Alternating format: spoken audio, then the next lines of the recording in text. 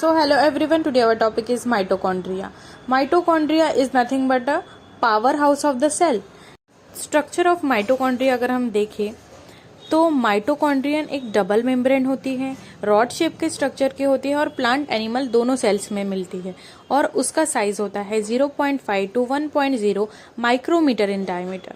Okay, और उसकी outer membrane के अंदर होती है एक इनर मेम्ब्रेन जिसमें एक जेल लाइक मैट्रिक्स होता है, मटेरियल होता है, that is called as matrix.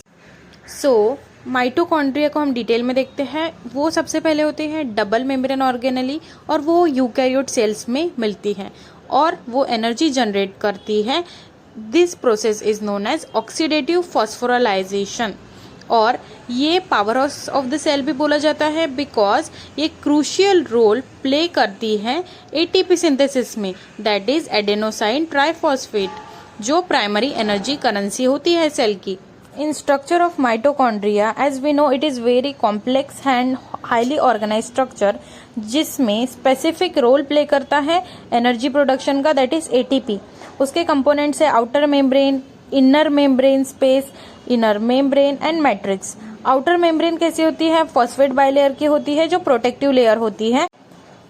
In this protective layer afterwards उसमें पोर्स भी होते हैं. पोर्स इसलिए होते हैं कि पासेज हो सके अंदर और बाहर आने के लिए एनी मॉलिक्यूल्स, जो स्मॉल मॉलिक्यूल्स होते हैं जैसे हो गए पायरुवेट, अगर जब माइटोकॉन्ड्रिया में उनको एंटर करना है तो उस टाइप के पोरिन से ही वो जाते हैं.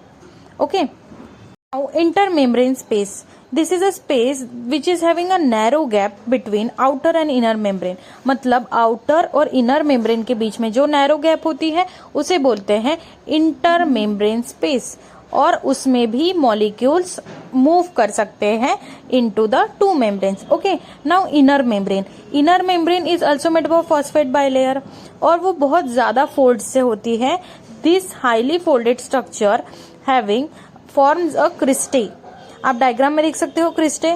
क्रिस्टे एक ऐसा स्ट्रक्चर है which is forming the foldings of inner membrane जिसमें एंजाइम्स होते हैं एज वेल एज वो इन्वॉल्व होते हैं ऑक्सीडेटिव फॉस्फोराइलेशन में. नेक्स्ट, मैट्रिक्स ऐसा फ्लूइड होता है एक स्पेस में जो इनर मेम्ब्रेन में पाया जाता है और उसमें एंजाइम्स और प्रोटीन भी होते हैं और क्रेब्स साइकिल भी उससे रेगुलेट होती है as well as it is having a mitochondrial DNA.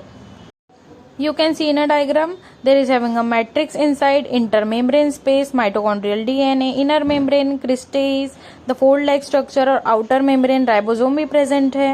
This is about the structure of mitochondria.